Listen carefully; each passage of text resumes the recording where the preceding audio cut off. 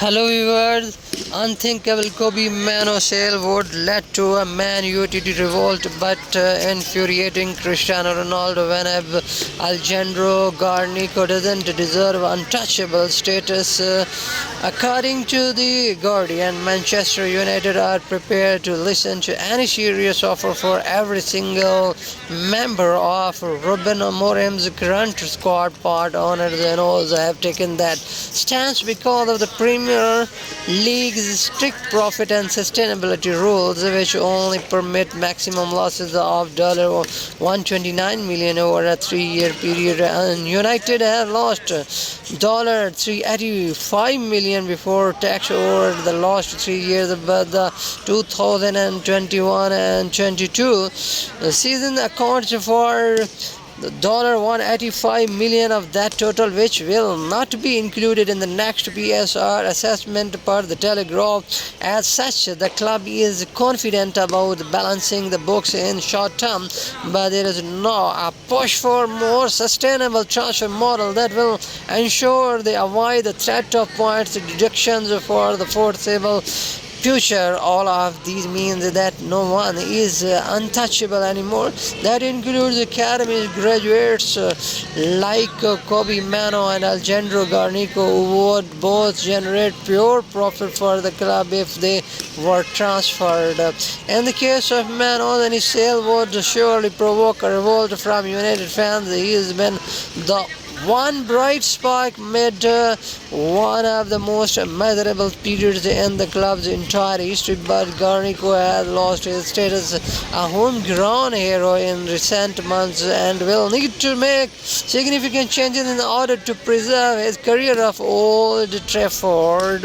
It should be noted that United are not actively trying to sell Mano or Garnico, but Sir Jim Ratcliffe has been ruthlessly since acquiring a minority stake in the club last January and taking control of football operations, implementing a host of cost-cutting measures. We have to make some difficult and unpopular decisions.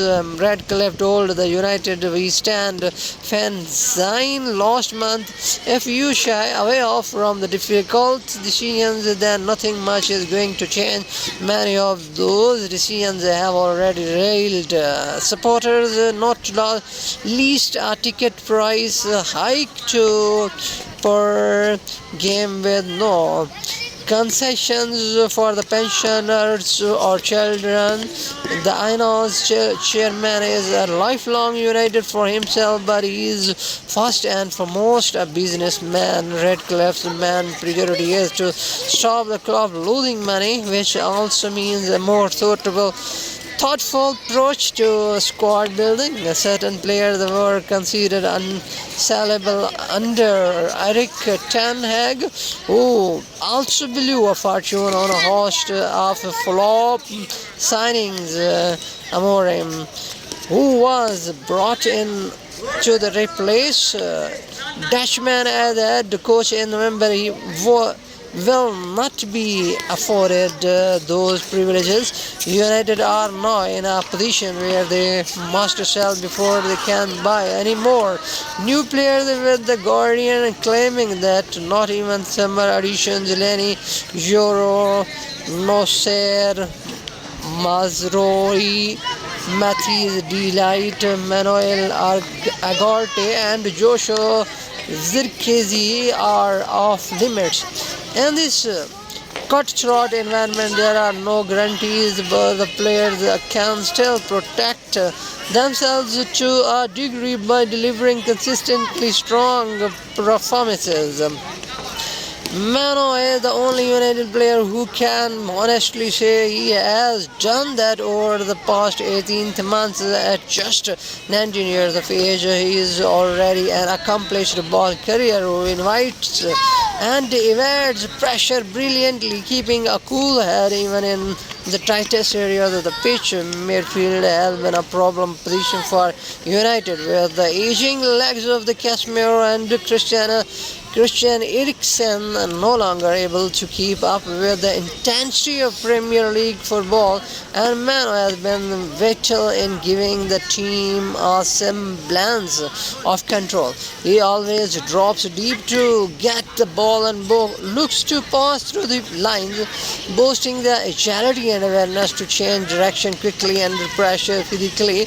There is still a lot of maturing for Mano to do, especially now he is operating an Amorim's exhausting 3-4-3 system. He reads the game well, but he is prone to fatigue and often comes off second best in duels both in the air and on the ground. However, with time and guidance, Mano will improve in those areas. It's easy to forget he is only midway through his second season at senior level.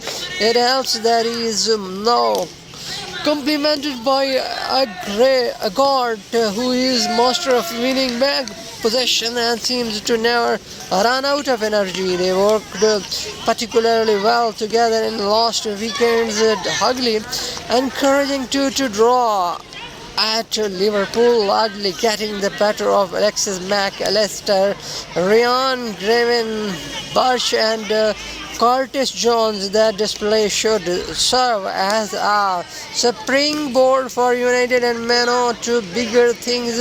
The path forward is much clearer now that Amorim appears to have settled on his best 11, with Mano serving as the main link between the defense and attack. Despite his stature, Despite his status as United's most promising and arguably most important player, there have been no developments on the potential new contract for Mano since Ten Hag confirmed that talks were imminent back in September. As it stands, Mano is reportedly speculating just euro 20,000 per week in wages on a contract until 2027 with the option of an extra year. The Mirror states that Mano's representatives are pushing for fresh terms that would see his player packet rise to euro 20,000 per week, which would be the fifth highest in the squad behind Casemiro, Marcus Rashford, Bruno Fernandes and Mason Mount. The pre-announced regime would have probably bowed to those demands without much resistance, but nothing is certain on the Redcliffe's match. That's why Mano is said to have emerged as a target for Chelsea, who are closely monitoring the situation. It might still seem unthinkable to the United faithful, but there is a real possibility Mano would leave if any club is capable of tabling an offer attractive enough to convince Ineos to green light a sale. It's Chelsea. It would be a very foolish decision too. Redcliffe is messing with a fan base that has persistently protested against the Glazer family. The club match maligned majority owners, and Mano's exit could lead to a more extreme uprising.